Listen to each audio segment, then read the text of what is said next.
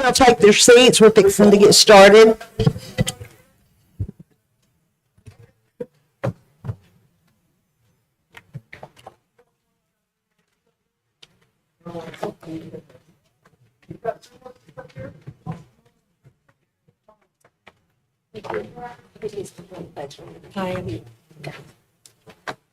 There's something I need to know. Oh, she said you're doing one. Make sure she's. Oh, how's everybody? I was thinking. Yes, ma'am. Okay. I call this meeting of the Red Oak Independent School District to order at 7:01 p.m. Let the record show that a quorum of board members is present, that this meeting has been duly called, and that notice of the meeting has been posted in accordance with the Texas Open Meetings Act, Texas Government Code, Chapter 551. All board members are present with the exception of John Anderson and Brian Sebring. So Mr. Kelly, would you give the invitation? Sure. All right. Dear Heavenly Father, we thank you for this day and thank you for the time that we're able to gather here and conduct the business of our school district. Please remember to help us have an open mind and be thoughtful of one another. Dear Lord, please continue to bless our teachers and our staff and our administration on our jobs that they're currently doing and that we will be continuing to do. To have everybody have an open mind with what with the business that we're about to conduct. Please lead, guide, and direct us in every way possible. In Jesus' name we pray. Amen. Amen. Ms. Knight, if you would go down front and introduce our pledge leader for tonight.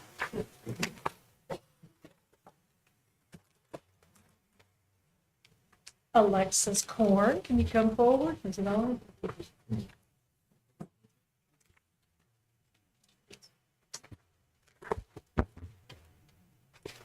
Our March Pledge leader is Alexis Korn.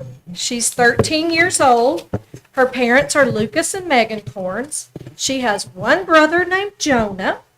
Alexis is in the 8th grade at the Red Oak Middle School, and her teachers are Miss Serwinski, Miss DeFries, Miss Swiger, Miss Freeman, Mr. Freeman, no relation, and Mrs. Neighbors.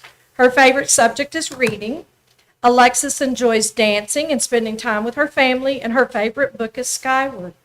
When Alexis grows up, she's undecided what she'd like to do, and she wants to use high school to explore all of her options. Good idea. The person she most admires is her brother, Jonah. He admires her, too. I know that for a fact. Because over the last few years, she's watched him grow and mature into a great young man. It's really cool to see. Something she likes about herself is she's very determined. Alexis was chosen by her teachers because she's a great example of each of the 4 talents. She exhibits academic readiness because she's in all honors classes and works hard to do her very best every day. She seeks opportunities and challenges of learning because she's full of integrity and does the right thing when no one is looking. She demonstrates fair, respectful, and well-rounded characteristics. She's always quick with a kind word and a big smile to all those that encounters her each day. She's going to leave a legacy through service because she's an officer for the Student Council this year, and she's helped plan and facilitate several service projects this year. Miss Alexis Florence.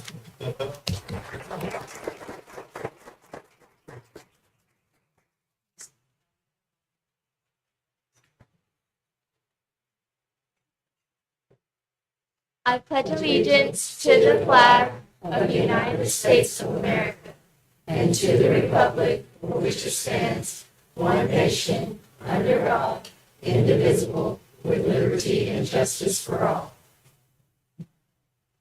Honor the Texas flag.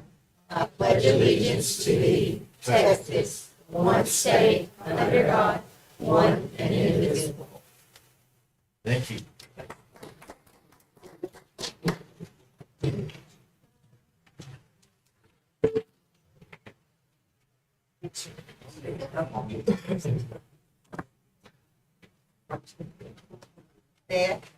There. Wait 1 second.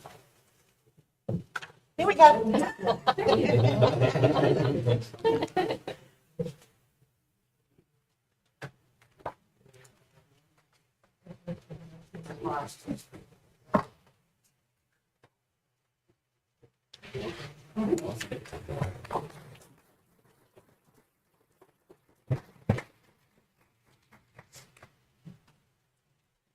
Okay, next we're going to move into our recognitions. We have 3 groups that we're going to recognize tonight. And we ask that you stay until all 3 have been recognized. And then we'll take a little break and let everybody leave that's ready to go. So first, Ms. Sanford is going to tell us about Top Hawks, and Mr. Kelly is going to go down and help her. Yes, awesome. Okay, for the 23-24 school year, Red Oak ISD has partnered with area businesses to recognize our outstanding students at each campus and our district staff. Top Hawk celebrates those students who rise to the top. Each grading period, campuses will select top Hawks, 1 boy and 1 girl from their entire school based on the 4 talons of the Hawk. Each elementary school winner will receive a $25 gift card, and each middle school and high school winner will receive a $50 gift card. These are from our sponsor. Thanks to our sponsor tonight for this grading period, Access Self-Storage, we are joined by Mr. Doug Hunt. He's not here. He is not here. So, Ms. Porter, would you help Mr. Kelly? Okay. And so Ms. Porter will present on behalf of Mr. Doug Hunt and Access Storage, while Mr. Kelly represents our district as well to present these certificates. As I call your name, come up and stay up here until I get all of the elementary up here. We're going to start with Eastridge Elementary. We have 3rd grader Bryson Lewis.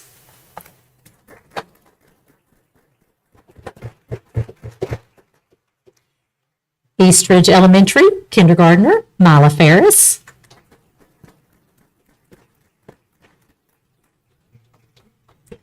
Red Oak Elementary, 3rd grader Axel Rendon. Red Oak Elementary, 2nd grader Liliana Young. Here she comes. Shields Elementary, 3rd grader Alina Lopez de la Cruz. Shields 1st grader Ezekiel Garcia.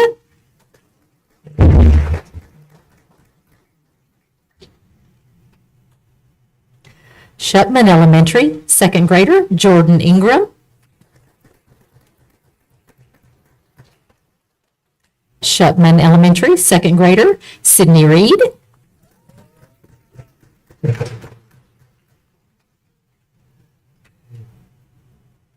Wooden Elementary, 2nd grader Dylan Marino.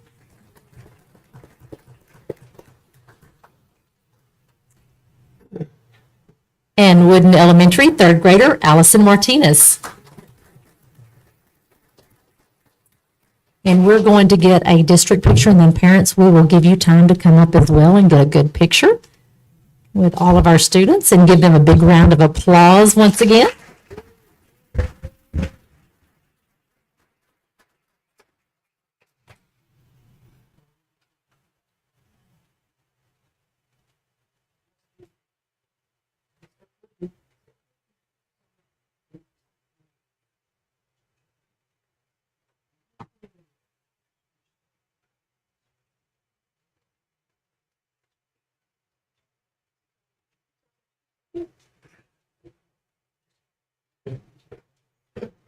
Right, are you guys ready? Any of you got their certificate? Can you hold that? Okay, big smile, you guys ready? 1, 2, 3, stay right there, just be smiling. Just be smiling. I'll just Okay, parents, here. Get in line. yeah. Cindy and Tom.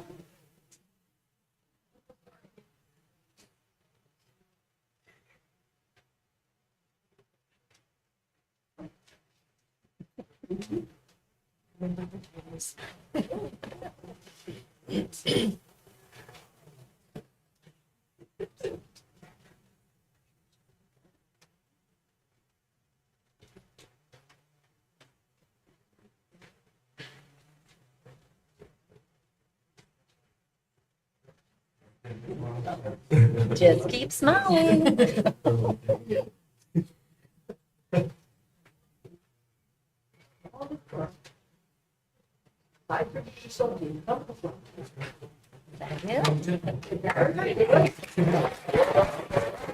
Congratulations, Hobbs.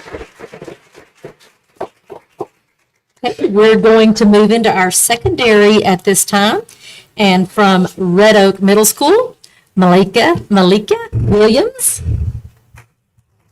Is that Malachi? Malachi? Malachi Williams, 8th grader.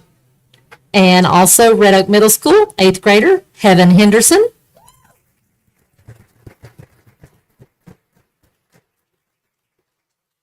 Red Oak High School, we have junior Caitlin Thompson.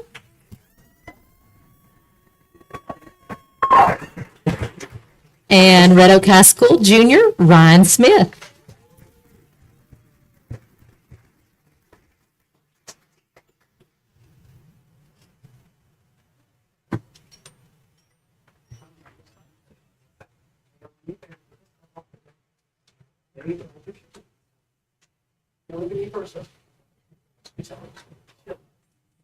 Hey guys, ready? Out there, ready? 1, 2, 3. Parents coming up. Stay there. Come on, parents. Not much open, I know.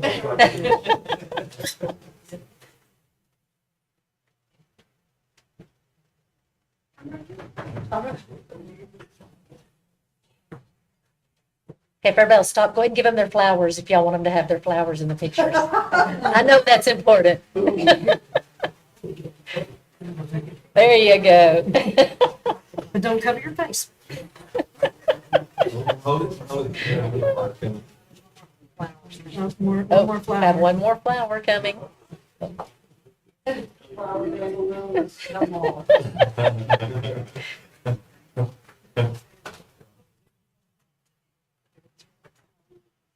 Don't hide your face.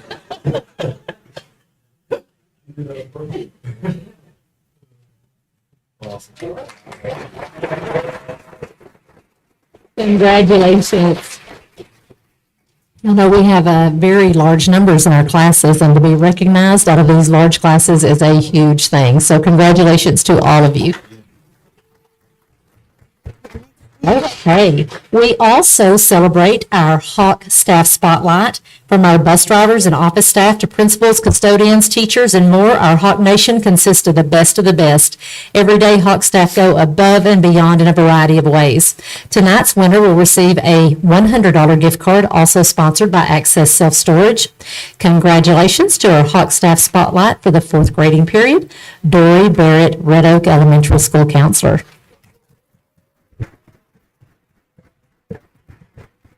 While she's coming up, I'm going to read just a couple of things that were in her nomination form. She is nice to everyone she comes in contact with. That's all students and staff. She's ready to help teachers and staff with anything and will stop what she's doing just to assist others. She is a huge benefit to our campus. So congratulations, Ms. Dory Barrett.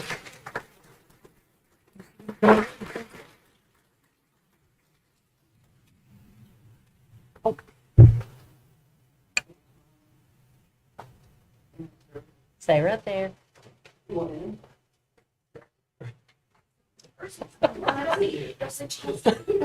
Jordan, get the angle right, don't worry.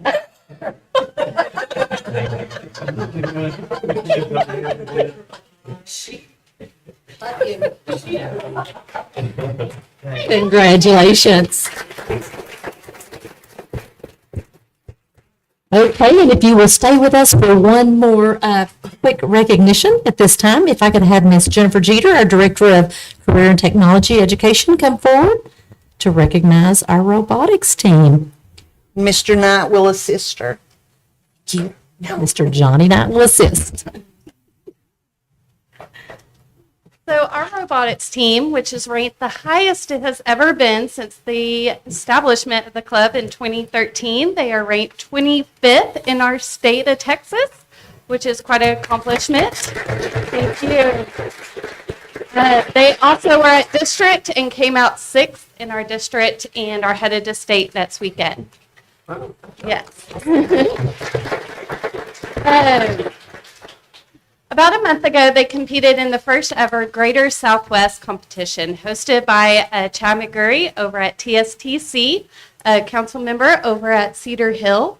It was between about 5 different districts, and our robotics team placed first in several of our events. So I'm going to call up the kiddos, and they can come up here and get a certificate and take pictures. All right. First up, Bilal. He won first place in Showcase, first place in Robotics, and first place in School Spirit.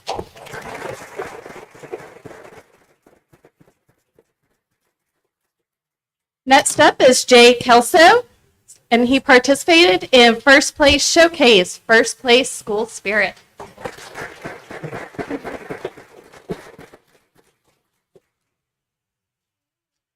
Damian Cardenas, he placed first in Showcase, first place Robotics, first place School Spirit.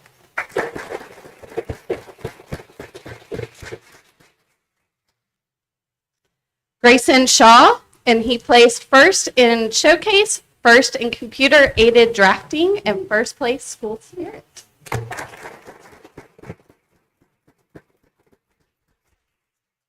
Brianna Reyes, she placed first place in Showcase, first place in School Spirit.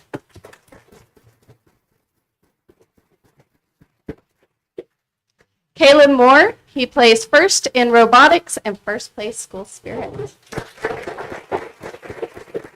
I would also like to recognize, of course, our wonderful robotics engineering teacher, April Moon.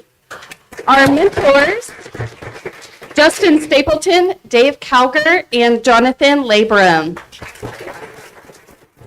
And if any of you are out there, come up for the picture. Let's come up for the picture. They couldn't do it without you. And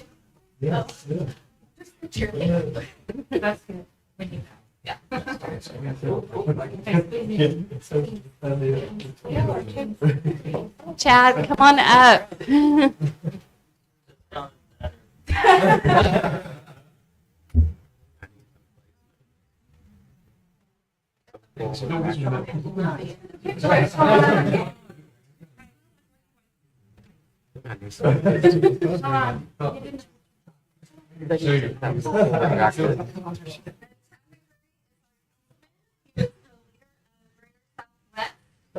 That's Southwest. that's Southwest That's Southwest. partnership.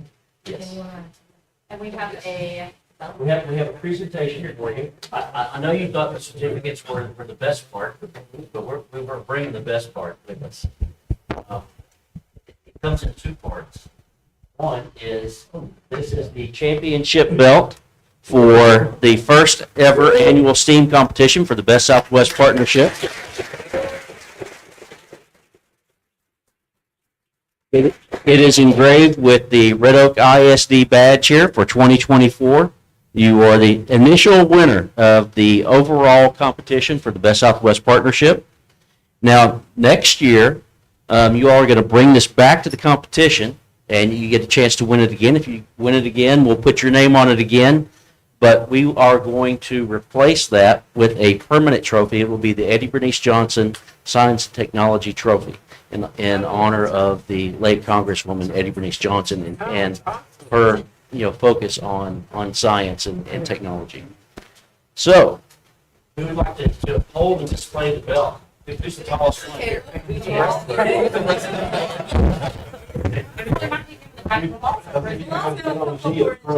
know the proper way? You know the proper way to display this? He's a rush for, he knows.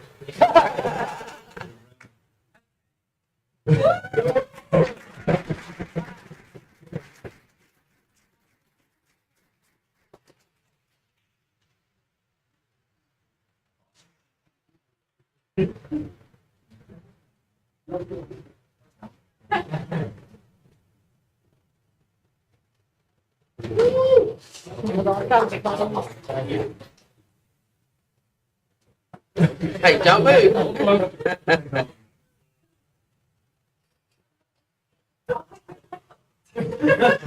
We'll share. You can hear, y'all can hear it drop, okay?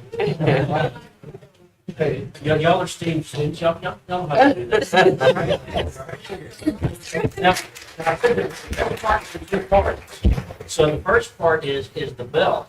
The second part is, I have a real check for $8,000.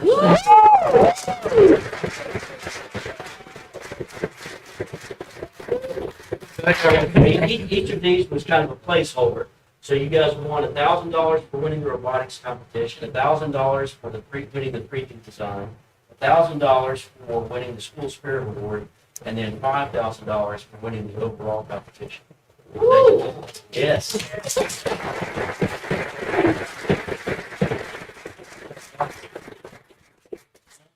Total, we gave out $14,000 in awards that day, and you guys went home with over half the prize. So, congratulations. Yes. Congratulations. Jennifer's like, So you want to go got ahead? Jen, come back, she wants a picture of me handing you the check.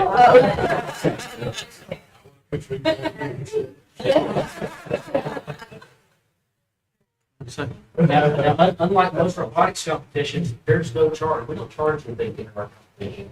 So we raise money from the community, from corporations, from our partners in the community, and we are investing back into the schools, back into our STEAM programs, and this is the way to promote STEAM throughout our region.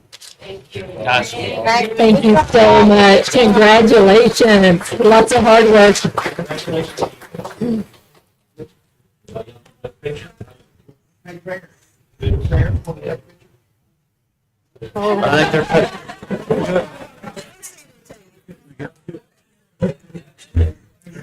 We'll take about a 5-minute break. I know a lot of you out there may have homework or something really special to do. Dinner? Whoever would like to is more than welcome to stay for the rest of the meeting. Congratulations again. Great things at Red Oak ISD.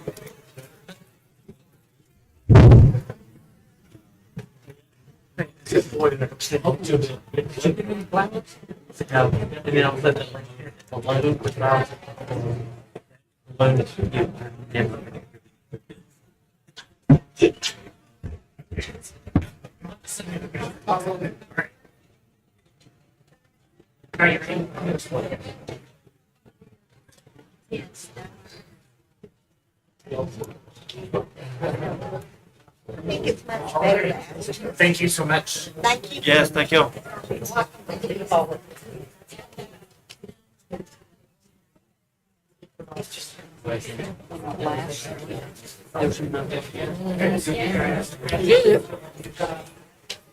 And sometimes like listen to you and say, and sometimes it doesn't. There's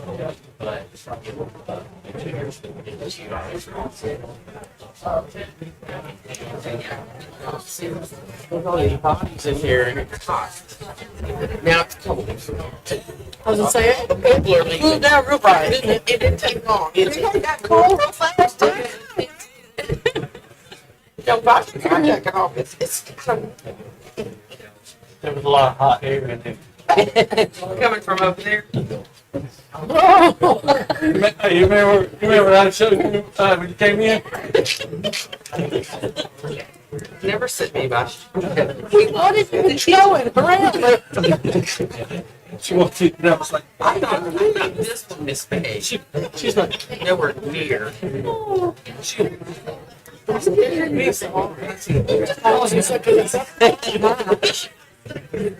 She said, you're so not. Or you could lift it up. Is there a button? Or you want your stand? yeah, that's better. It was more at my shoulders than it was to. know that the city's not part of us. Okay, now we will open back up with our superintendent's report. Ms. Sanford? Yes, we're going to begin our report with a projects update from Assistant Superintendent of District Operations, Mr. Kevin Frills. Good evening. This is our first official new middle school update, and so I'm going to fly through this rather quickly. Just the highlights since the bond. In October, we had the ceremonial groundbreaking. December 20th, City of Mobile issues an at-risk grading permit. 27th, Joris, our contractor, begins staging for construction. The 2nd, Mobile Planning and Zoning approved the preliminary plat. On the 8th, City Council approved the preliminary plat. On the 19th, we began some earthwork. On March 7th, City of Mobile approves utility construction. That's the underground utility construction. And on March 11th, City Council of Mobile approved a change to their city ordinance to allow for the building plan approval that had some questions surrounding the storm shelter and plumbing fixtures. And those things in blue are upcoming, of course.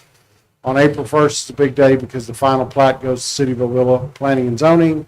On April 8th, if approved by the City Planning and Zoning, then hopefully the final plat will be presented to the City Council. And if that goes through, then hopefully on April 9th, we get a final building permit. We can start going all directions. This was back in December when they first started staging. This was on the 19th when they first started doing some groundwork. One of the things is people didn't understand what they were doing when they dig the big hole. They have to moisture condition the soil, so they remove all of it out, dig it out, dig a big hole, and then bring in soil that meets the standards. And there you see it, and they pack it back in. That's what it looks like. Almost through, and that's the final pad that was done last week. This is the final pad this morning. It was a little wet out there. Wet. The utility construction, as I said, started with the sewer and the water. Remember, that's coming from Glen Heights. There's a fire hydrant, 2 water cutoffs. There's a sewer line going in. There's one of the detention ponds up in the front. Just wanted to show this because they're both pretty full this morning, and there's been a big concern about the runoff. And that's how much water was running off at about 7:35, right after that last heavy storm this morning. So they've been doing a good job of controlling the water that's coming off that property. And that's it. Hopefully next month we have a little bit more to report. Anybody got any questions? Thank y'all. Thank you, Kevin. Thank you. Just a few more things to update on, some things that have been occurring and have occurred. This past month, Red Oak ISD celebrated Read Across America Day on March the 1st, and each elementary school invited staff, parents, firefighters, community, and board members to read to the students. So thank you to everyone who participated in that. I personally love going to be able to read to the kids, and I know you do too. Celebrate Texas Public Schools Week was March the 4th through the 8th, and each campus held their open house, and we had a great turnout at all the campuses. Red Oak ISD was awarded Navigate 360 National District Excellence Award in recognition of its outstanding work using the company's Suite 360 curriculum, and that curriculum is to support students' well-being and success. Each ROISD school was named a Character Excellence campus for the implementation and fidelity of their usage. So very proud of that, proud of all the campuses for really digging in and using the curriculum and to help our students. We celebrated our Maintenance Worker Appreciation Day. They are some of, as you well know, some of the hardest working people that I know. They're constantly out there working. Brent Stanford does a great job, supervising them and getting them out there, and they just have the heart of Red Oak. They truly do. They get out there and work so hard. So sometimes they're behind the scenes, but we definitely wanted to recognize them. And we did that as well on Maintenance Worker Appreciation Day.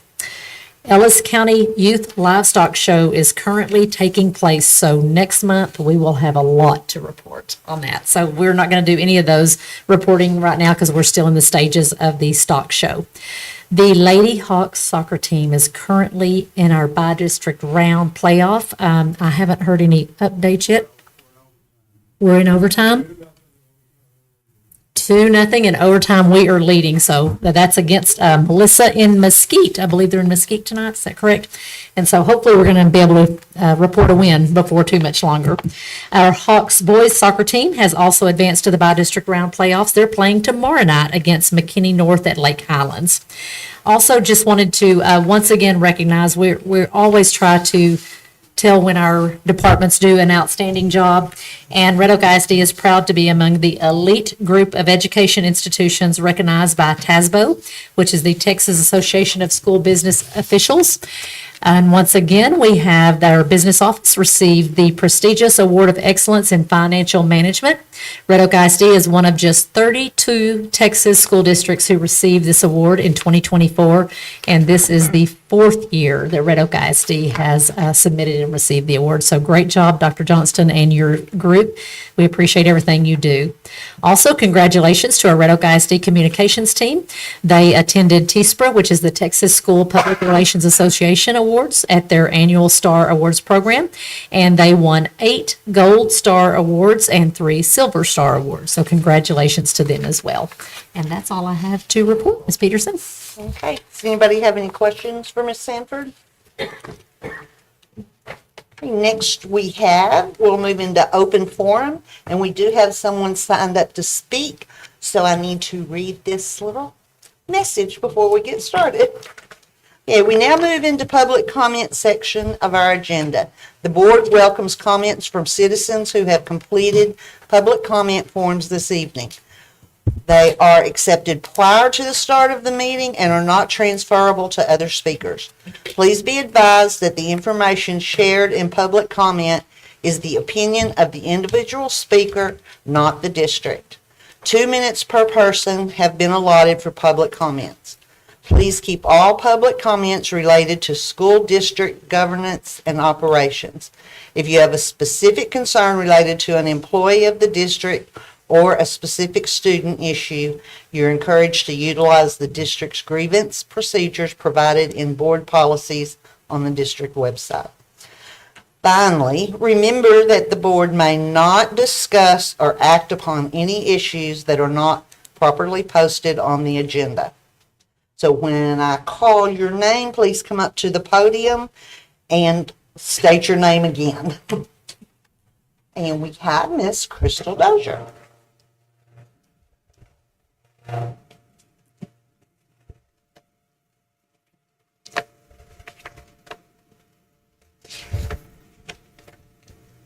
Hello, my name's Crystal Dozier. I am going to be short and sweet, but I want to say thank you to all you do for our district and our kids. I'm here to urge you to consider new band uniforms, as Mr. Nitsch will be asking for your consideration today. They're a program that supports the district and represents the district statewide, and we're needing uniforms really badly. The parents are all season having to make do with what we can. We sew. We've even asked some of the sewing kids from the program here at the high school, and it's just getting to where they're really old, falling apart. And in order to be a competitive program through the state, that we need something that will bring us up a little bit. So thank you for your time, and I hope you consider Mr. Nitsch's proposal. Thank you. Okay, we are going to move into our action items. And first is 7A, consent agenda.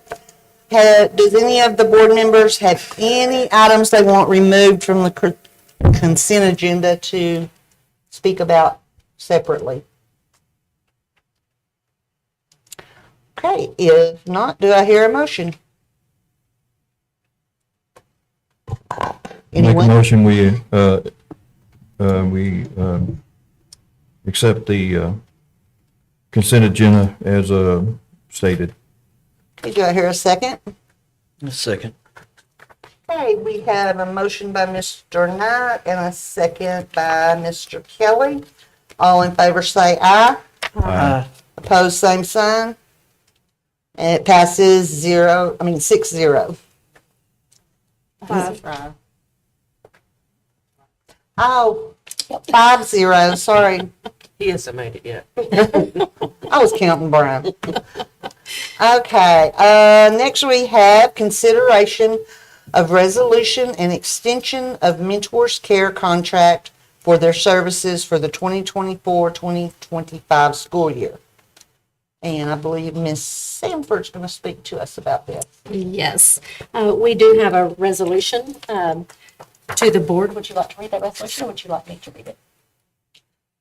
Either way. Oh, I got it. Okay. Okay, the resolution is as follows. Whereas the well-being of Red Oak High School students is an important priority, and whereas providing a well-developed mentoring program will support this campus priority, and Mentors Care provided a program during the 2023-2024 school year that was effective and met this priority. Now, therefore, be it resolved that the Board of Trustees of Red Oak Independent School District agrees to enter into a one-year extension of the contract dated August 1st, 2024, with Mentors Care to provide the program for the students of Red Oak High School for the 2024 through 2025 school year. Okay. And this is the resolution that is up for consideration. As you well know, many of you are involved in Mentors Care. It's a great program where our students who are struggling are assigned mentors throughout not just the district, but the community as well, who come in and meet with them and really work with them on different skills that they need and just giving them someone to truly rely upon.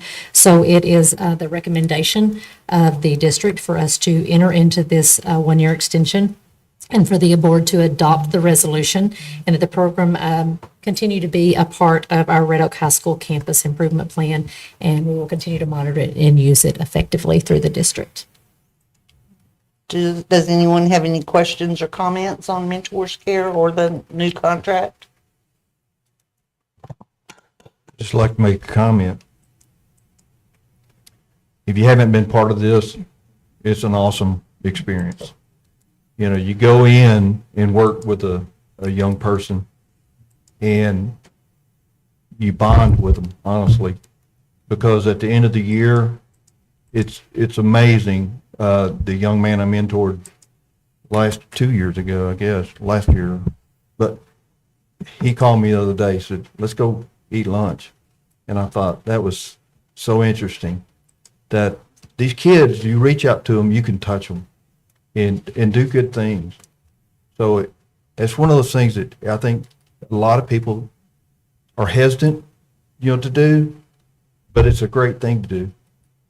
And once you, like I said, start mentoring, it has a way to change your life a little bit too. But it's a great program. Okay, anyone else? Okay, Chip, do I hear a motion to approve the resolution? I'll make a motion that we move into the one-year extension of the contract, with Mentors Cares. And I know that's dated August 1st, 2024. And let's continue with this. I have one question on point of order. Do we need someone else to make the motion in the second on this? Okay, could I hear Mr. Kelly? I make a motion that we enter the one-year extension of the contract with Mentors Care dated August 1st of 2024. Okay, and Ms. Porter, okay, so I had the motion by Mr. Kelly and the second by Ms. Porter. All in favor say aye. Aye. All opposed? And the motion passes 5-0. Okay, I do have an announcement that the girls soccer team has won their game.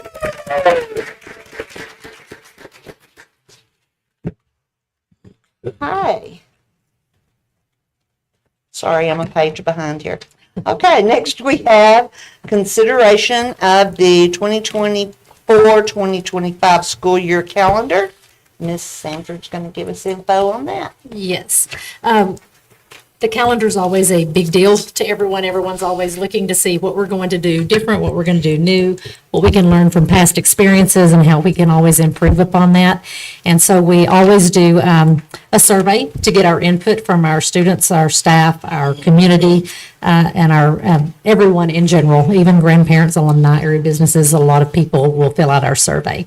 So we did our initial draft and we sent that out, and we had 838 total respondents. 75.8% were parents, 17.2 staff, employees, and parent. 4.9, that could be staff that's a parent as well, so they're the combo. 4.9% students and 2.1% community, alumni, grandparents, subs, area business, or a combination. So of those 838, 91.5% were in favor or no opinion of the proposed calendar, while we had 8.5% dislike for various reasons. So what we did was we looked at those reasons and we tried to adjust what we could adjust without going below minutes, without padding our calendar to have extra days in case we have bad weather days and things like that. And we were able to use our District of Innovation again, that the district has adopted, so that our staff is not working 187 days. They actually have additional days off in the calendar. So again, we have the calendar that meets the requirements of 75,600 minutes of instruction for our students. We have enough minutes built in for 5.97 days of inclement weather or any other emergency. That can be anything even due to storms, should we have anything dealing with flooding, should we have anything dealing with utilities or any other emergency that we have throughout the district. And so at this time, the district administration recommends that you approve the proposed draft calendar for the 24-25 school year as presented. Anybody have any questions on the calendar or comments? If not, do I hear a motion? I make the motion to approve the proposed draft calendar for 2024-25 school year as presented. There a second? I'll second. Was that Ms. Porter? Okay, so the motion's made by Ms. Knight and the second by Ms. Porter. All in favor say aye. Aye. Pose same sign. And the motion passes 5-0. Next is consideration of adoption and purchase of its instructional materials. Ms. Lakeisha Bass, Curriculum Coordinator, Jennifer Jeter, Director of Career and Technology Education, and Ms. Laura Kelly, Assistant Director of Instructional Technology, will be giving us information. Good evening, everyone, and thank you guys for this time and consideration for the adoption recommendations that will be presented here tonight for the instructional materials allotment proclamation 2024. In this particular proclamation, it does cover K-12 science, CTE courses, as well as technology apps K through 8. Okay, the adoption committee. During this proclamation cycle, we follow the Red Oak ISD instructional materials adoption process, and we allow for principals as well as the CTE director to select members from their campus or their department. And in that selection process, then we began the committee, and that committee disseminated information to their campus or department, as well as attended presentations to gain information as it related to the adoption process. The initial joint committee meeting took place in November, and then the materials began arriving on campuses in December. In January, our science group met to discuss the rubrics so that they could understand and be able to share that information with the campuses and all those that are involved in the science adoption. Okay, and then the teacher's recommendation procedures. And so as a part of that process, every teacher on the campuses all got to participate and be able to teach a lesson and then do a rubric on it. So everyone had the opportunity to give input on how they wanted or what they wanted as a resource for those adoptions. After the rubrics were submitted, we ranked those with their top 3 choices. The process allowed the teachers the ability to share their recommendations with either the curriculum content coordinator, the CTE director, or the instructional technology assistant director. And that helped us to make the final decision. We also held the instructional materials community viewing, which was on February the 22nd, for the parents and the community members to view all of the materials. The science committee also met on the 22nd, and we shared the results of the rubrics, and the teachers were then able to share any feedback based off of the results that I shared with them about where everything ranked. And then I'll turn it over. So, what do the IMA allotments actually cover? They cover any instructional support materials, any technology equipment, and technology-related services for content areas that are addressed in that specific proclamation. Did we have from the committee? Is there anybody from the committee that? We just wanted to recognize them and thank them for Yes. putting forth and being that person to communicate back and forth with the campus. These next several slides will just kind of give you an overview of who all were on the committees for the various adoptions. This is the K-5 Science Adoption Committee. You can see since it's K-5, it has all of the elementary schools represented.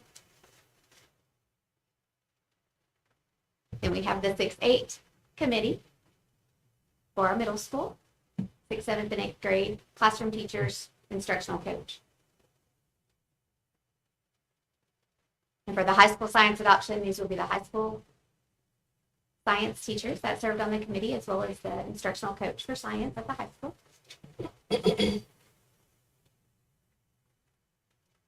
Then for CTE, these were the staff members, the classroom teachers that helped review the material, disseminate information, complete rubrics for CTE courses. And then the tech apps.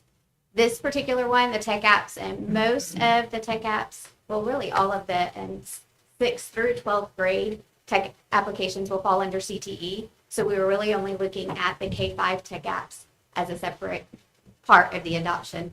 Those fall under a different part of the curriculum. So, and then CTE took the tech application adoption and materials that were presented from 6th grade on.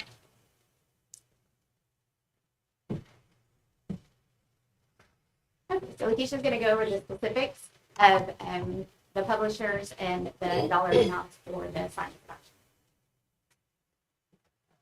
As I shared earlier, we did have the top 3 picks for our adoption, and within those 3 picks, we narrowed it down by looking at pricing, by looking at materials that they provided, and making sure that we were getting the most value for our money. And so that's how we made our decisions. And with K-5, for English and Spanish, we went with Halton, Midland, Harcourt. With 6 through 8, we went with STEM Scopes, which is accelerated learning. And then 9 through 12, we chose Savvis as well as McGraw-Hill with the specific areas specified. Now, with high school, we also choose to look at our AP courses as well. And so with those advanced placement courses, we chose to go with Savvis for biology, physics C, physics 1 and 2, and then McGraw-Hill for chemistry, but we went with Bedford Freeman Worth for environmental science.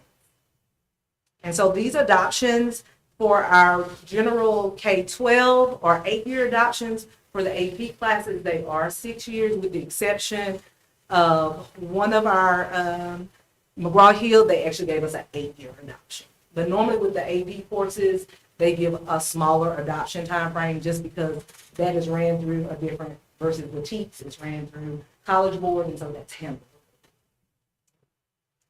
All right, and we have Ms. Jeter to talk about it.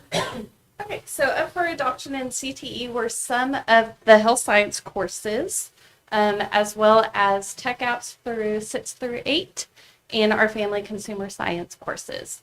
We looked at ICEV. This is a program that is digital. We currently use it for our animal science and for ag mech, as well as in our business courses. ICEV did a whole package deal where they included all of the health science, which does include future and current courses. All in all, it's over 200 CTE courses. So it has everything from health science, business, technology, ag, all the things. So it's a one package deal. It'll last for 5 years. It's current, future courses, and our IBCs, our industry-based certifications. So again, that's current and future. In addition to that, there was some supplemental material that CTE would cover. This would not come out of IMA funds. I just would like for you to approve it just in case that we want to go ahead and purchase this next year. And those are Cengage and Goodhart Wilcox. And check out. Okay, for Tech Access is our K-5 technology adoption, and the committee and their top choice was learning.com, as well as with the other vendors and the other options that were out there. We looked at pricing and also to make sure that technology TEKs are actually, the new TEKs are being implemented this fall, so they definitely reviewed those, and learning.com was their top choice. This is the 8-year adoption, and it will cover our K-5 technology application.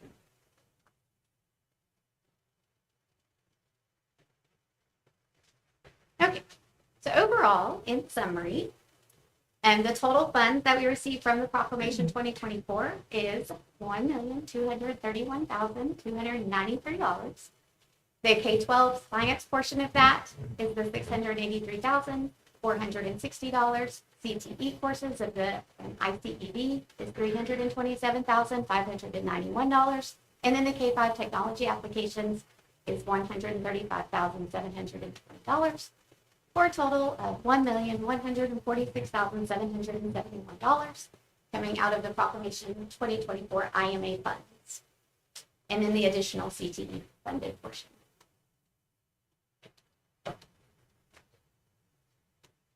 Any questions? So this is an 8-year program? It varies. I know I've seen some that's 6 and some that's 4, but with the 8-year, it's a lot of money. Yeah. So, but if you take and break that out over 8 years, then it's not quite as a shock. But And it is funding given the proclamation, the IMA funding proclamation, so it is something that we get the funds for. They traditionally award those funds in the biennium over a 2-year process. And sometimes the district choose to adopt everything within that first year that's going to be in that biennium. And sometimes, depending on maybe new TEKs adopted or things like that, they might extend it. This is the last official proclamation that the state has lined out to work in the same format as it has been in the past. So we're not sure after this proclamation what instructional material options will look like. But yes, these are for multiple years. The K-12 science is 8, the AP is 6 years, the K and 5 tech apps was 8 years, and then the CTE is 5 years. when I was reading through the document, I just seen that and I thought, okay, but if you break it down over a time period, then like I said, it works. Are there community members at all that were involved in any of this, or just the staff? Just staff. When we had the viewing, we had. Okay. But it was offered? Yes. Okay. It was offered, and we do that that happens with every adoption. When we made an adoption proclamation, we offer the community to come look at the materials that the publishers have. Do you ever get student input? Like, do the students ever get to say, we think it's too hard, or we think it's too easy? Like, what's the rigor? Especially those kids that are like doing Talk Scholar, where they're taking dual classes, and they're like, this is helpful, or we weren't ready, or that kind of thing. For the science one, I can speak to that it's not necessarily a student input to say, how do you think it is? But, I'm sorry, I thought I talked. Okay. Oh, okay, okay. So, with the science portion of it, so what happens is the teachers actually teach a lesson, and so they get feedback through that process to see how students actually interact with the lesson, if they're engaged in the lesson. And so those are some of the things that they talked about in the rubrics and made comments on in reference to if students were engaged or not. And so like for us with that K-5, the HMH was one of the ones that our K-2 spoke highly of the engagement piece, of how the students were so engaged and wanted to watch the videos and wanted to participate in that. Good. When was the last time that we did a science adoption? So we are in, so 8, 9, 10, I think it's been at least 10 to 12 years. Okay. And then, Oh, 10, 10, there we go, 10. and then with what,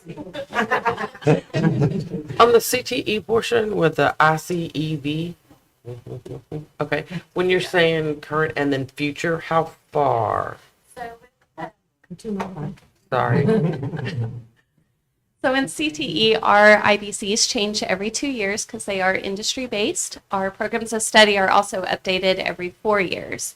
ICEV is kind of the hub for CTE, and so they change and fluctuate as our industry changes and the demands on our educational system change.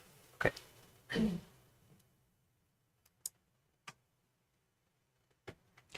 Any other questions? Okay, if not, do we have a motion?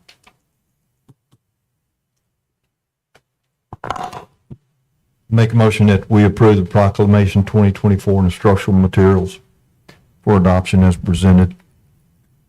Second. Okay, I have Mr. Knight making the motion and Mrs. Knight doing the second. All in favor say aye. Aye.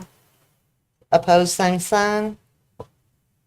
Okay, motion passes 5-0.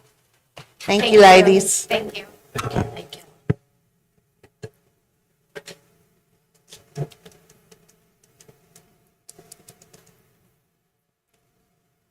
Okay, next we will consider the purchase of networking equipment for Second Middle School. Ms. Corns, Chief Technology Officer, and Dr. Bill Johnston, Assistant Superintendent of Business Services, will give us some information. Yes. I bring to you today for consideration the purchase of networking equipment. So this would allow us to get the new middle school with all of the infrastructure for the technology, with the technology equipment. In addition, so this is primarily for the new middle school, but in addition, some of our equipment district-wide is going outdated. So as budget allows, it would allow us to replace the equipment there. The reason it's for the total amount is we are going through the E-rate process, so we will be getting a discount, but that discount is not figured in the proposal today.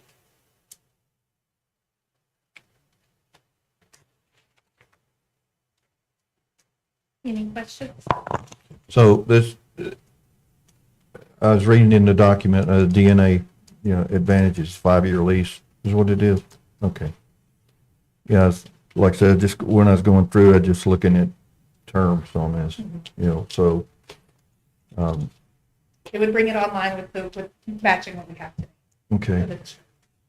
And I know, it talks about the membership, 5-year membership. When does that start? I do not know the answer to that, Josh.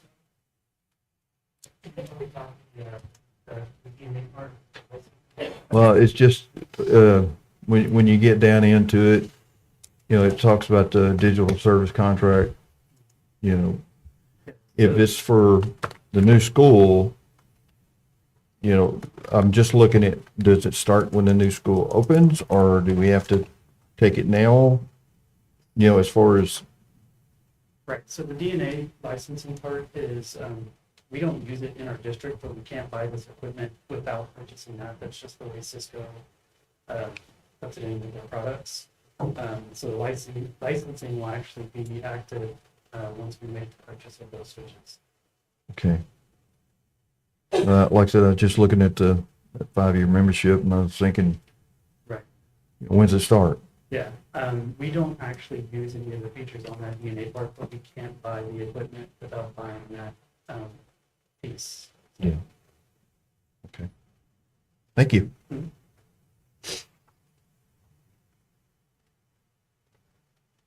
Any other questions? Okay, do I hear a motion? I make a motion that the purchase of the network equipment as presented. Second the motion. Okay, I have a motion by Mr. Kelly, a second by Mr. Knight. All those in favor say aye. Aye. Opposed, same sign. And we pass it 5-0. Thank you. Next,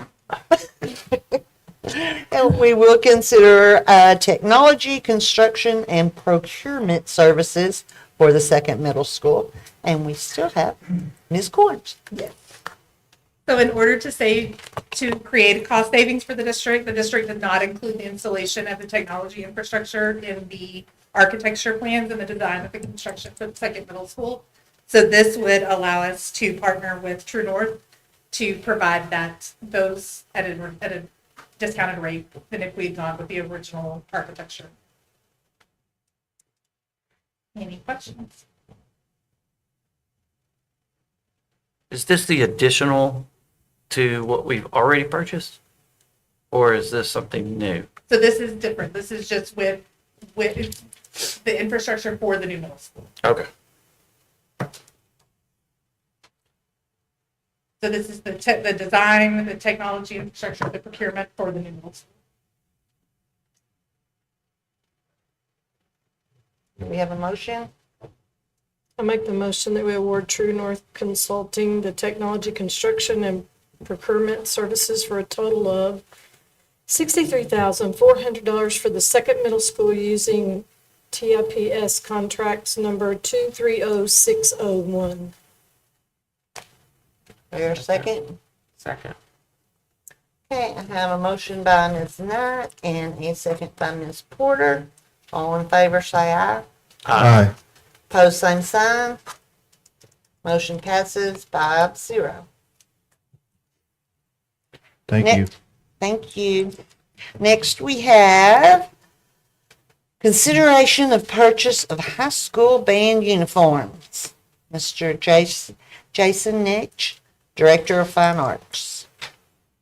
Good evening, everybody.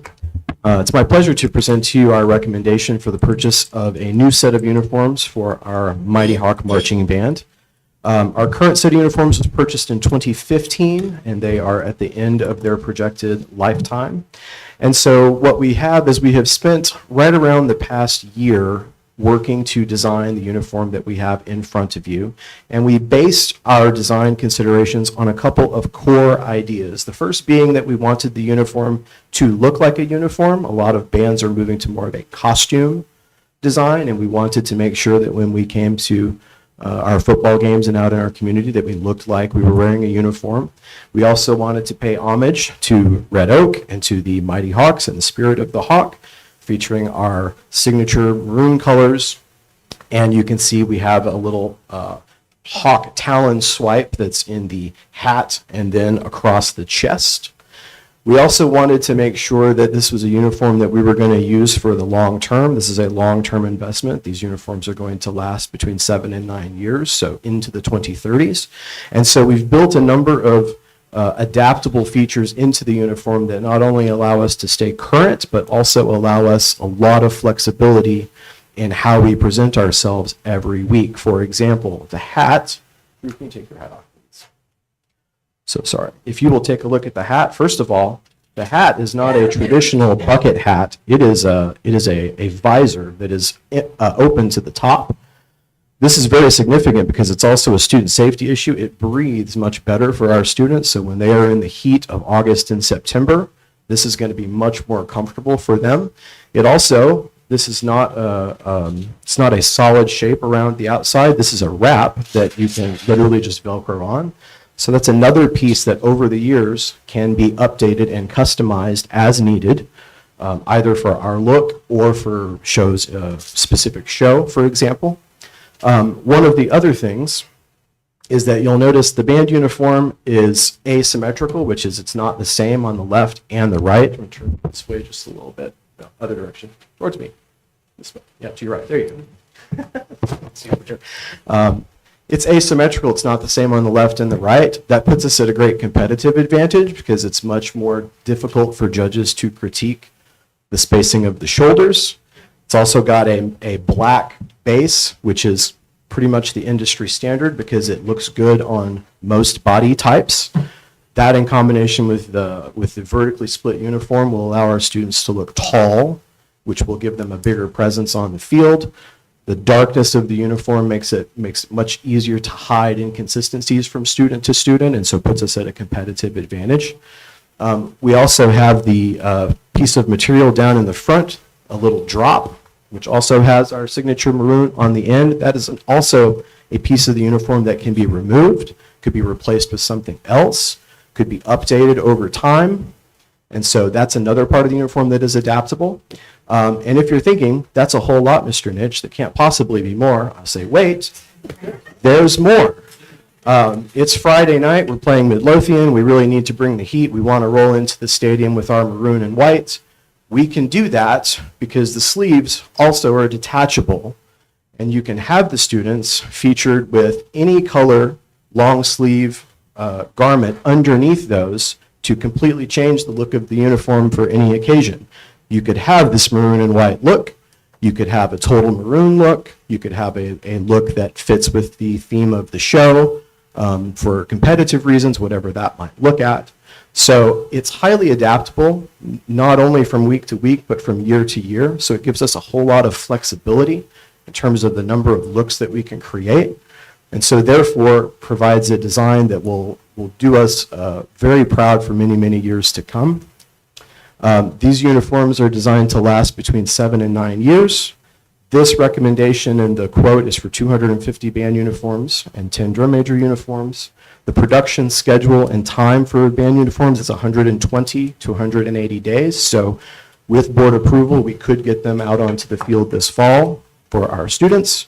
So our recommendation to you is to accept the bid from DeMolin Brothers for $183,660.30.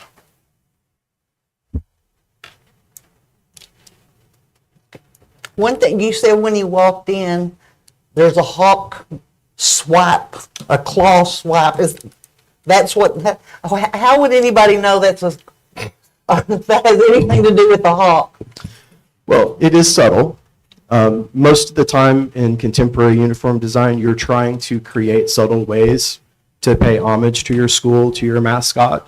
And so that's the way that we chose to do that. It also helps with the design elements because it arcs upwards, so it's leading your eye upward. And then if you remember, it's continued on the hat, which is the same thing, creates a vertical line in the uniform, which again helps the students look taller.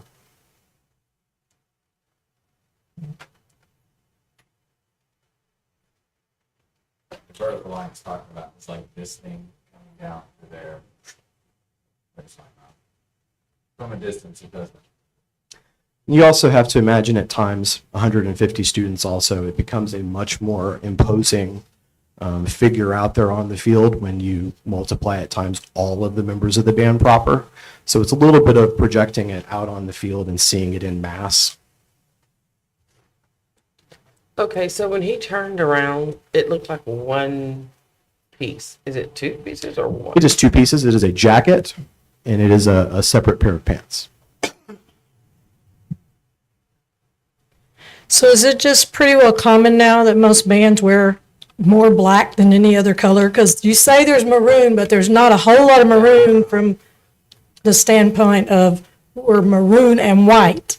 If you think about when the sleeves were on, the maroon is at the end. And when the students are holding their instruments up, that maroon is elevated and brought to the front. And so it's much more present. And again, it's the thing you have to imagine times 100 people. 150 people, then it pops much more than it does just in a single example. But to answer your question, yes, you're seeing bands go to a much more darker and kind of a monochrome sort of look, because that gives them more flexibility each year to make these customizations that fit in with whatever their show theme might be. If you're doing a show about blue, don't do a show about blue. Then there are a number of alterations you can make on the uniform to now you can match the color guard uniforms and the flags and the props that are out on the field. And the more, I guess I should say, the less colors you have to compete with, the more effective that is. Sorry, that was me. So it's asking for 250 uniforms. Do we have 250 currently, or that's a projection for 100 growth? Because you keep saying 100 people when you see 100 on the field. Is that, we're projecting 100 more or 50 more? That's just, I'm just generalizing. Okay. Typically, you buy about a third more band uniforms than you have people, because you're buying them in bulk and they're lasting you for the better part of a decade. It's much less cost effective if you have to go back several years later and purchase additional, because obviously you have to have a range of sizes. You don't know what your sizes are going to be in 5 or 6 years. So that's how they kind of determine the number. We look at the number of students in the band historically over the last 5 or 6 years, and then we do some calculations, and that's what we come up with. And the gloves, is that an all-time wearing, or is that for effect? The gloves. The gloves. Typically, you wear the gloves just to protect your instrument, but you could wear black gloves if we were wearing the sleeves, or you could wear white gloves if we were wearing the white on top, because that's another part that can be changed in and out.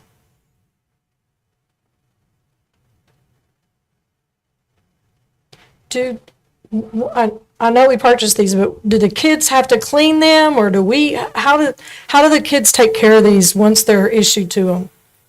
These uniforms, which are a lot different than when I was growing up, for example, mine had to be dry cleaned. They were really super heavy wool. Yeah.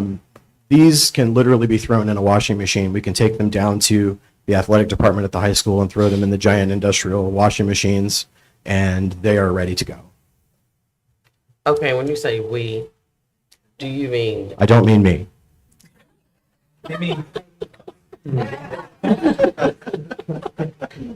So the kids aren't responsible for The kids are cleaning their own the uniforms? kids aren't responsible, so they will take them off and on before leaving campus? Or, I'm just saying that for longevity, if they're allowed to go home with them and they take them home, and then it's almost like the clear backpacks. Some kids do Correct. have them. There are Some kids different. don't fit. There are different ways that is managed, different times of the year. So there are times when we may have a Friday football game and a Saturday parade and a Saturday afternoon marching contest, and so those uniforms sort of come and go. Okay. But the band staff monitors their condition, and they monitor the cleaning of them, and there are systems in place to make sure that they're being taken care of. And how many are in the band right now? I would be guessing and say between 150 and 175. Is that a large band or a small band? I would say for a 5A high school, that is fairly typical. I wonder when I'm watching the band if we have a big band or a small.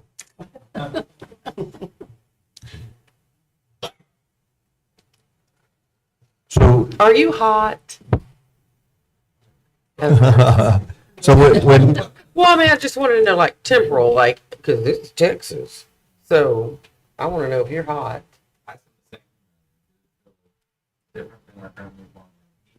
Same. He said about the same. So he's normally talking. I mean, because you have the opening and you talked about the venting, and I get that part of it, but I'm like, if he's wearing are you going to wear long sleeves with the other sleeves on, or do you not? I think we only did that for effect and surprise tonight. If we were Okay. going to wear the jacket sleeves, we would not wear a long sleeve shirt underneath it. So are you itchy? Can I touch it? Sure. Yes, you can. You can wear the hat Like if it's you right want. fit. Come on, dude. Okay. Somebody would take a photo. I'm not ready. Oh, thank you. We can pass Andrew around. It's not. It's not. so any additional uniforms, okay, say we have 175, and we're making this additional purchase, where are those kept? The There's- additionals? There's storage room at the high school band room. Okay, is it climate control, make sure Yes. all that stuff? Correct. I figured it was, but Yes, indeed, absolutely. just a question. Yeah. Okay. Well, I'm all for new uniforms. I want them to have new uniforms. But I'm old school, and me personally, it looks good on me. But, I mean, you would not believe, which I realize band parents probably are more in agreement because they're into the competitions, but that's all I hear at football games now. Why is there not more maroon on those uniforms? And now there's going to be even less. And like I say, I'm for all for new uniforms, and probably everybody likes this. I just think we keep talking about we're trying to keep tradition and trying to keep red oak, and then we have a black and white, basically black and white uniform with nothing that shows other than this and right here. So that's just my personal opinion.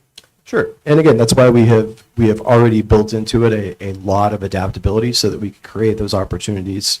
If we have occasion where we want to show more maroon, we could put everybody in a maroon long sleeve shirt, and then that would be But more even, more I'm just maroon than we saying, have even right if his sleeves right now were maroon, it's basically, but that's just my opinion. I've been harping maroon and white for, over 10 years now, and nobody cares, so, but I just had to say it. I like maroon and white. I care, Melanie. That's why I asked the question. There's not as much maroon on there this year as there have been in the past.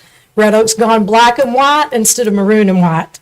And our colors are maroon and white. And I understand about the competition. I mean, I can see even if they need the black pants, because I'm sure that, they get dirty, etc. Even if the stripes or the swipes, even if that was maroon, that would bring out more of our school colors. But to me, that looks like a black and white uniform, and that's not our school colors. And we've harped on other organizations that tried to buy even T-shirts that were gray and maroon. And we were like, our colors aren't gray. You've got to do. But anybody else have any other comments? No, I think that's the big, well, I guess they've been wearing that uniform forever, but it's only been the only comment that I've ever heard about the band uniform was Wise Band. It used to be Wise Band the only ones allowed to wear black because everybody else was required to wear maroon. And now it's definitely gone to band is in black, why does band get to be in black? And I think it's because they don't have no new uniforms because they've had the same ones for apparently eons. I didn't know they had them that long, but I just thought it was one piece.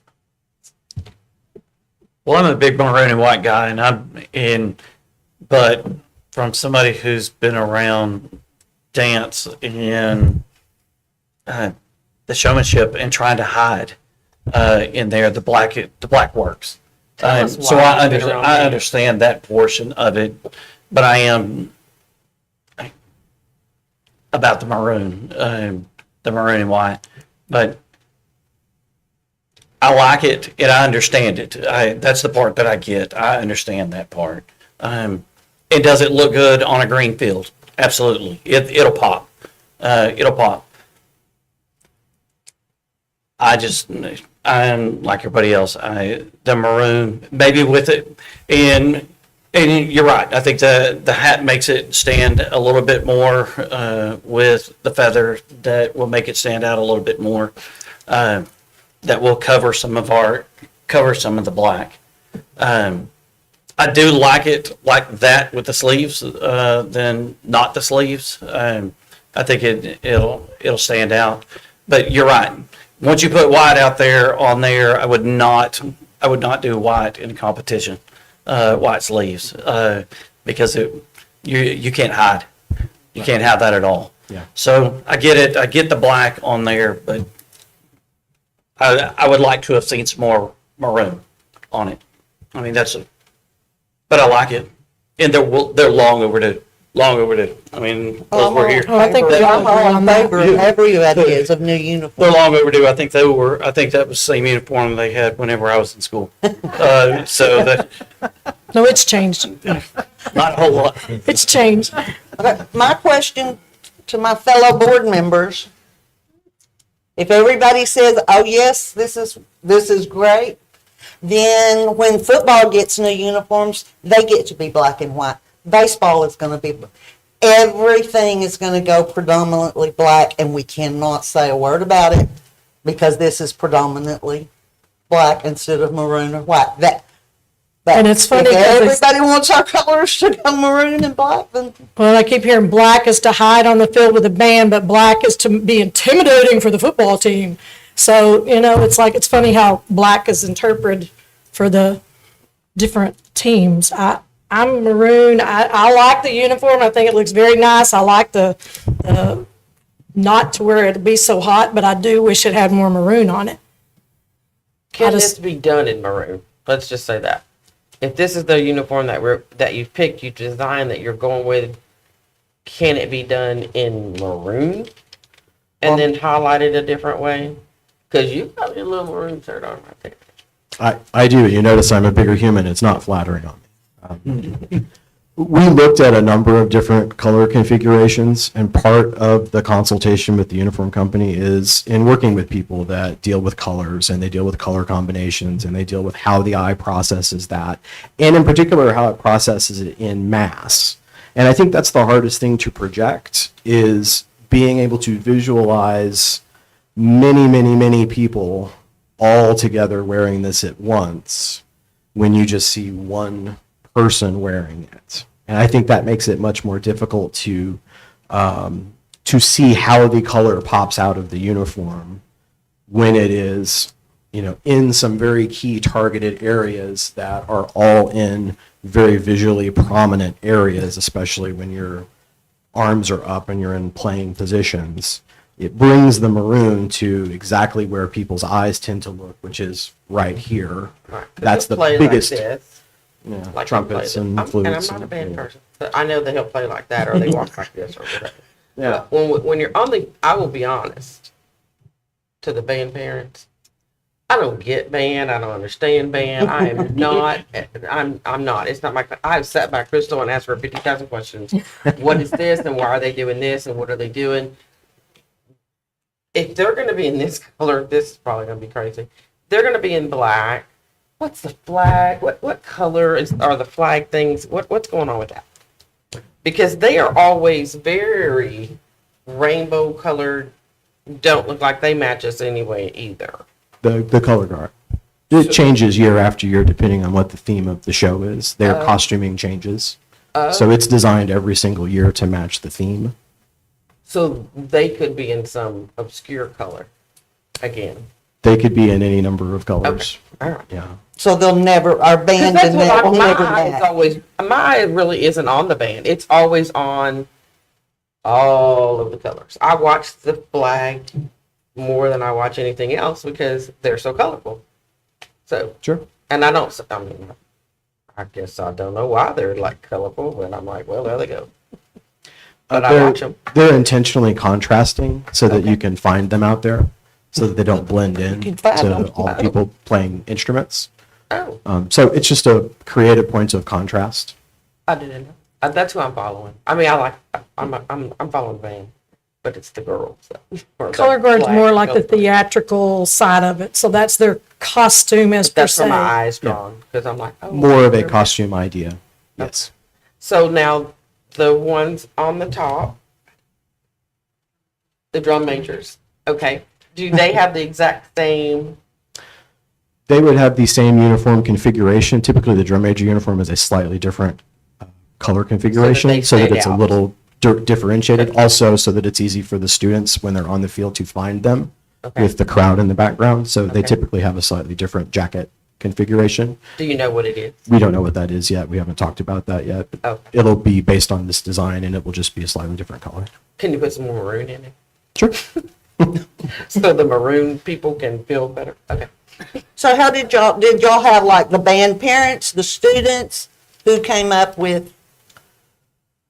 The band staff worked with the uniform design company. Typically, we don't involve students in this process because it's a fairly complicated process to go through where you're considering a lot of things. The place where I will say, having gone through this process in a number of different schools myself, in my past life as a band director, is the students influence this process because as you work with them, you hear their comments about the uniform they've been wearing. And so you become very familiar with how they feel about certain things. You become very familiar about what their concerns are about what they've been wearing, how they feel and what they've been wearing. And so that's the way that students typically, and parents for that matter, play a part in the design process. They don't play a direct design part in it, in part also because I think we like to keep the surprise of unveiling it as well. But would you spend all that money and unveil it and all the parents go, seriously? I was just thinking maybe you had two different designs and you let the students and the parents look at the two designs and go, oh yeah, this is really cool, or no, we can't stand this, or. Yeah, typically not. And that's just because the design process, like I said, we've worked on this uniform for over a year. It's a long process to go through. So to ask a uniform company or designers to go through that process with double the work, knowing only one of them is going to ever be produced is kind of prohibitive. Yeah, but I mean, you've got a catalog with different pictures. I mean, I've had cheerleader uniforms, football, soccer. I mean, there's you can order this, or this, or this. Yeah. You can draw a pic. We've got lots of talented kids in this school. They could draw out what the design. Marching bands. So you answered my question, no. Nobody, the staff picked the uniform, the colors, and how it was going to look. Yes. Okay. Well, does anybody else have anything to say? When do you have to turn in order for these to be back in time for next school year? What's your deadline on ordering? It's a 120 to 180 day production schedule depending on availability of materials and how backed up they get in the factory. Believe it or not, there's only one place in the country that makes these plumes. So depending on how they get, how their orders stack up depends on how you get your plumes. There's only one factory in the country that makes marching band hats. So there are factors like that go into it for sure. So it's a fairly wide production schedule, but right now we would be in line where we would expect delivery in time for the fall. So 4 months. 4 months on the short end, 6 on the long.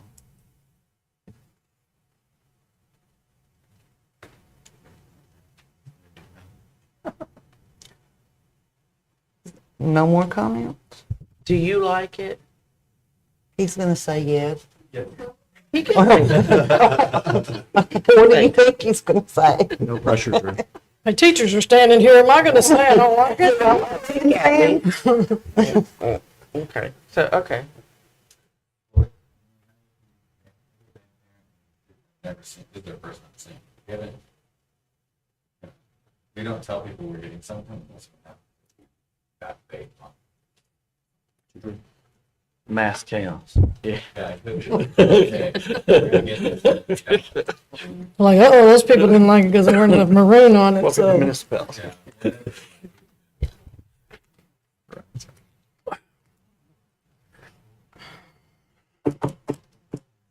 Well, do I hear a motion?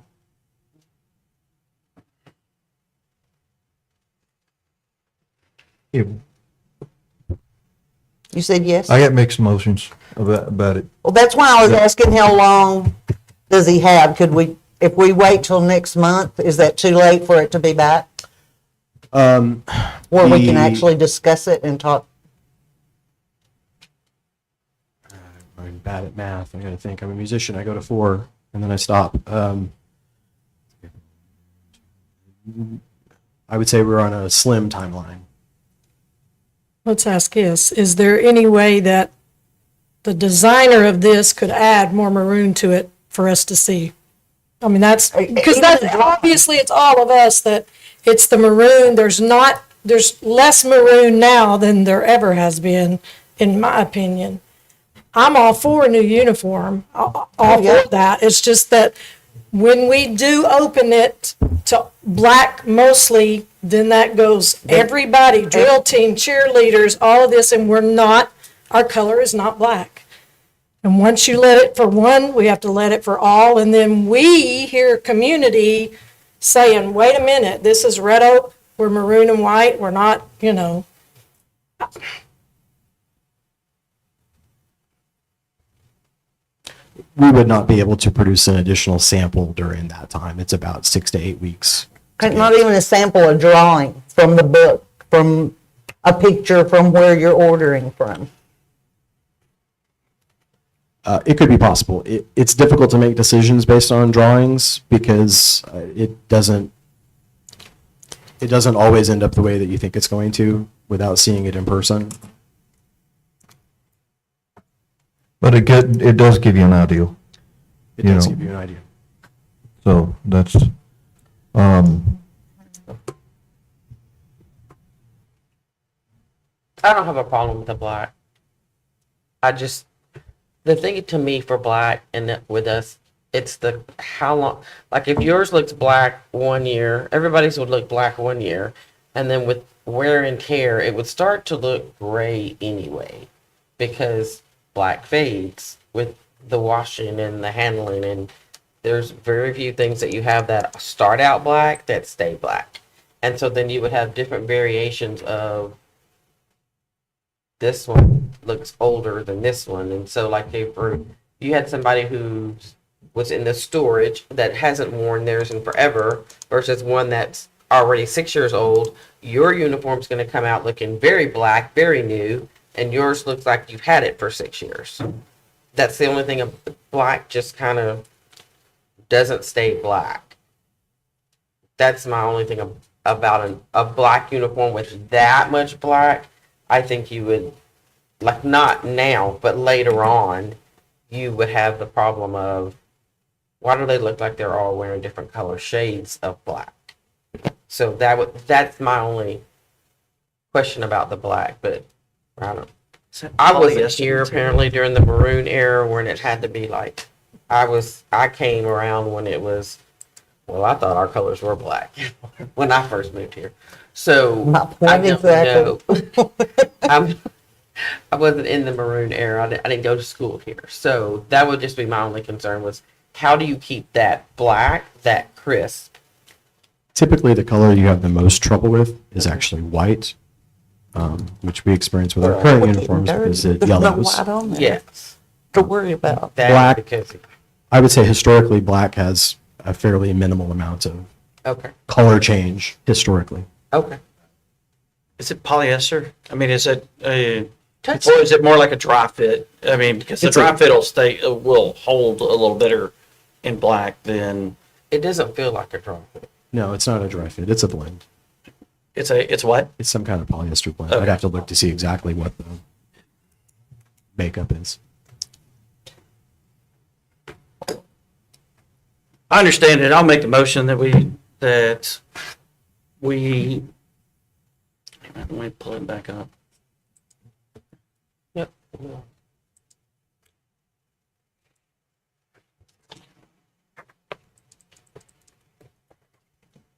I make the motion that we purchase the 250 band uniforms from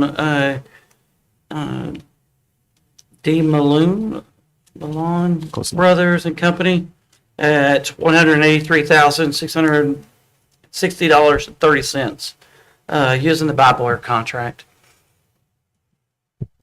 Do I hear a second?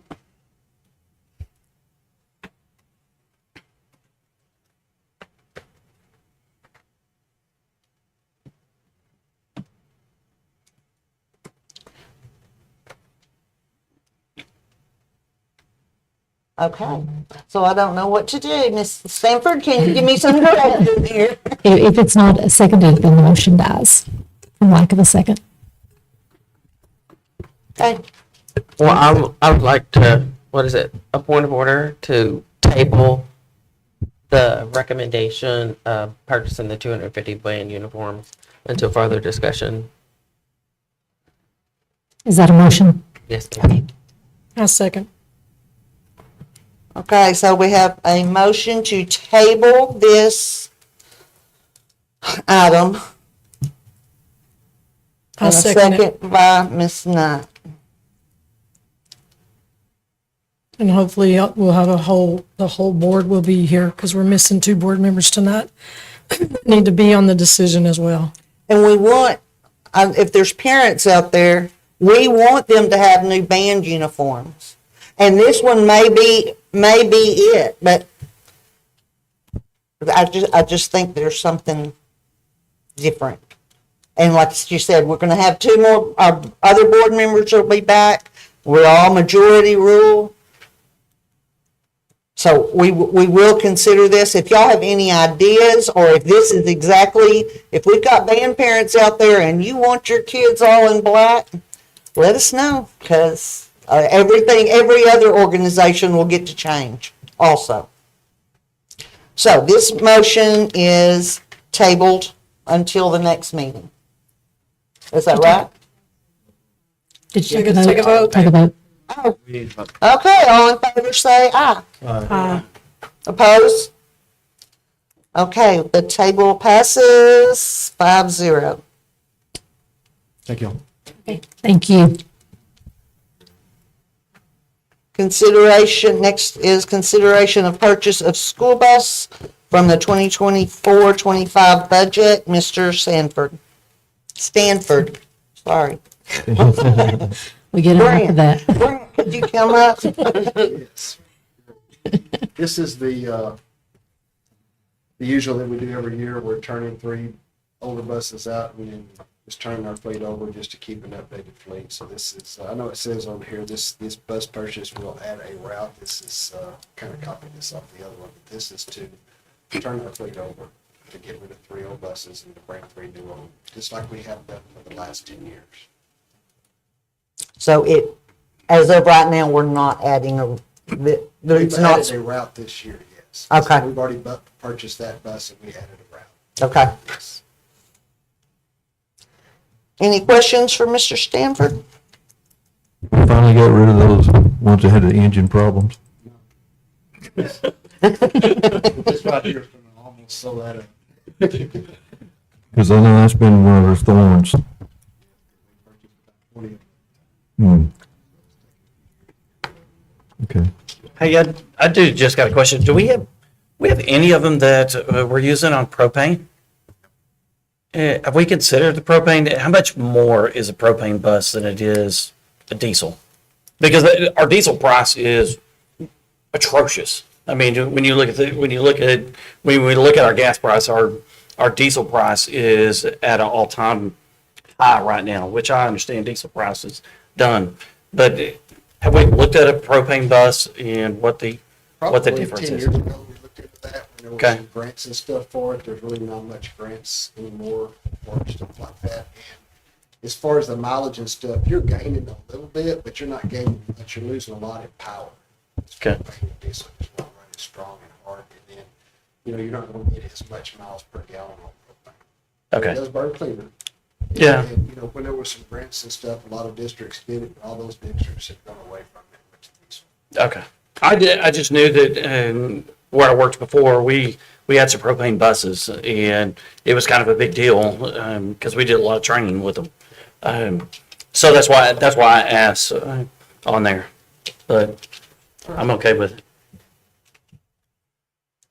Hey, any other questions? If not, do I hear a motion? Make a motion that the board approve the 377 passenger buses with the appropriate 3-point seat belts for the 24-25 budget. Second the motion. Okay.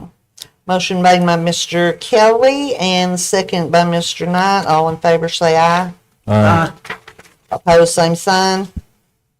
Motion passes 5-0. Thank you. Thank you, sir. Thanks.